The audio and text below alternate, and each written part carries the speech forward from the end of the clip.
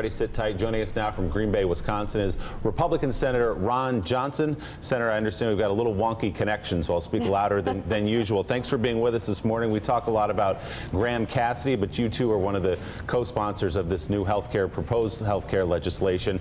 Why do you think, Senator, that so many Republican governors, the people who will have to manage this if you send out the block money to the states, have come out against it? And why have so many insurance companies, major insurance companies, come out strongly and said this plan is bad for people who need health care? Well, oftentimes people really don't like change. From my standpoint, there's an awful lot of governors that have come out in favor of it, including Governor Walker, because this will be hugely beneficial for Wisconsin. Under Obamacare, 3 states, California, New York, Massachusetts, about 20% of the population get 36% of Obamacare funding. It's simply unfair. If Wisconsin were to get federal allocations based on population, right now we're getting about 59%. Under this proposal, we'll get about 76%, a far fair allocation. And I truly believe that governors and state legislators will do a better job at managing health care in their states. Wisconsin didn't need Obamacare.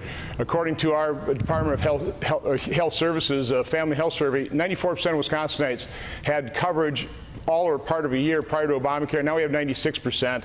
So it's true 200,000 people got coverage in Wisconsin, but 100,000 right now are paying the penalty and going without coverage, and more than 80% of those make less than $50,000 a year. So premiums have doubled nationally. They doubled here in Wisconsin, sometimes tripled.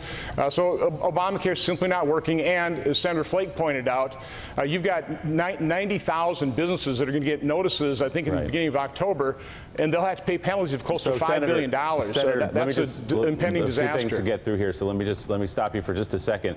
You say people don't like change, and that's why they're resistant to that. Well, I think those governors like Christie, we just heard from, Governor Kasich, who we've heard from over the course of this process, say we don't like the kind of change that takes, for example, Medicaid coverage away from people. We don't like the kind of change that prevents people with pre-existing conditions from getting the coverage they need or not being able to afford the coverage they need because the premiums and the prices go up so much.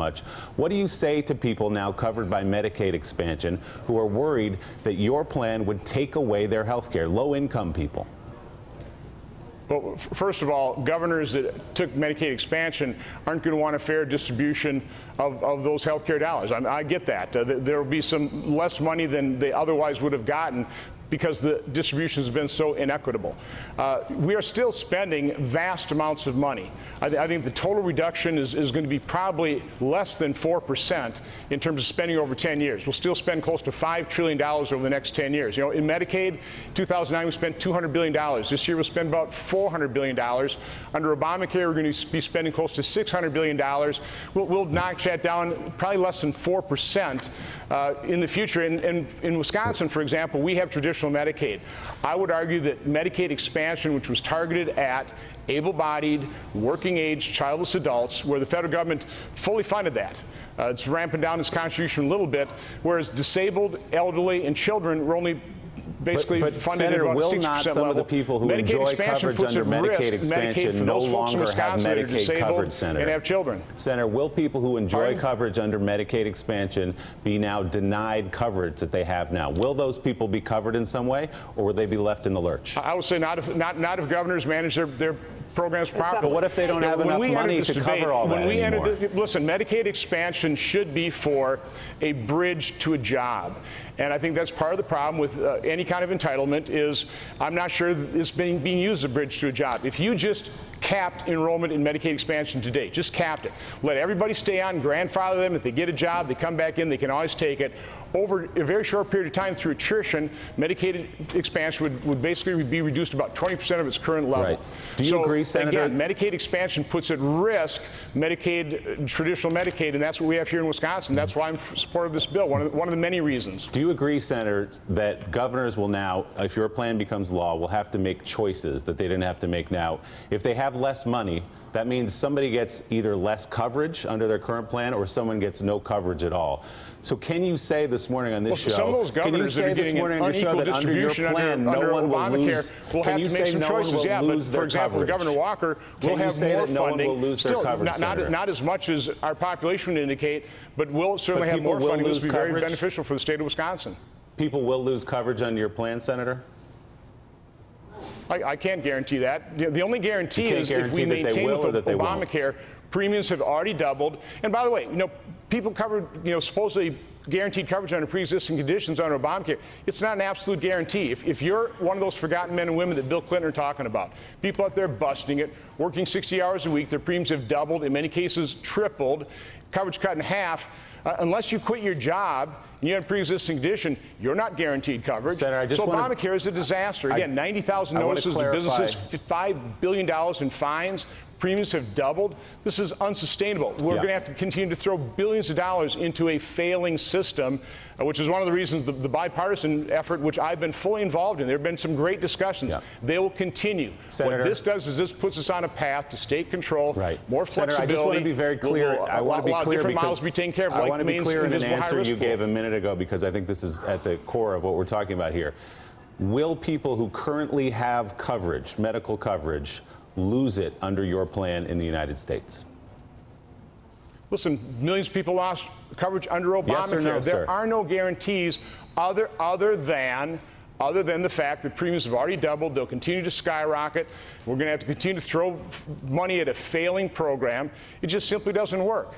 Okay, Senator, let's try this one. And this is a pretty simple question, I think, because I'm a pretty simple person. There's a family. Well, Mark, it's a pretty complex problem, so that's part of the problem with simple questions. There are no simple answers. There are no easy solutions. There have to be simple answers for the people who you represent, and here's one of them. Somewhere in Wisconsin, there's a family with a 9 or a 10-year-old child with cystic fibrosis, currently covered under what you call the disaster of Obamacare. Can you tell that family that their premiums under your proposed bill that you're about to vote on, their premiums will not go up? They certainly shouldn't go. They should be going down. Obamacare artificially doubled premiums nationally.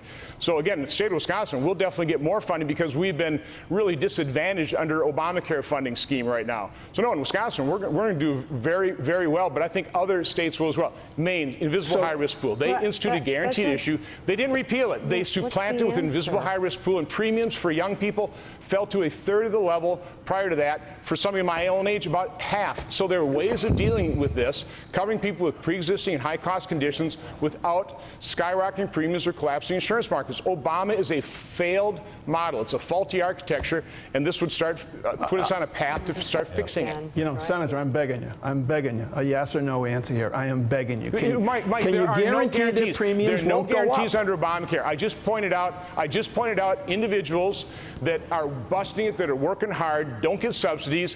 They're without coverage.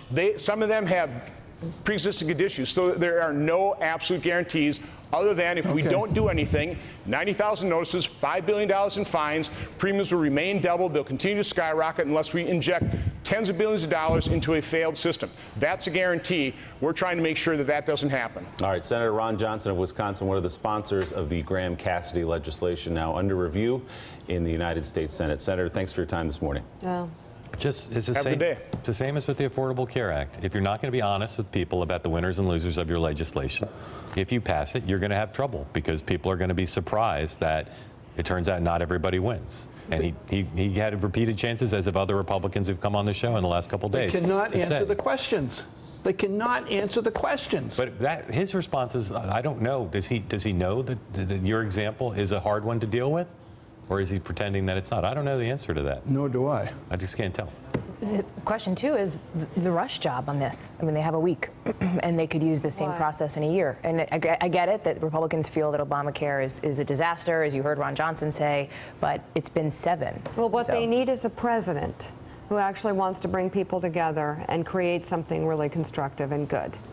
And they don't have that. So, Jeremy Peters, Hallie Jackson, thank you very much. We'll be right back. Thanks for checking out MSNBC on YouTube, and make sure you subscribe to stay up to date on the day's biggest stories. And you can click on any of the videos around us to watch more from Morning Joe and MSNBC. Thanks so much for watching.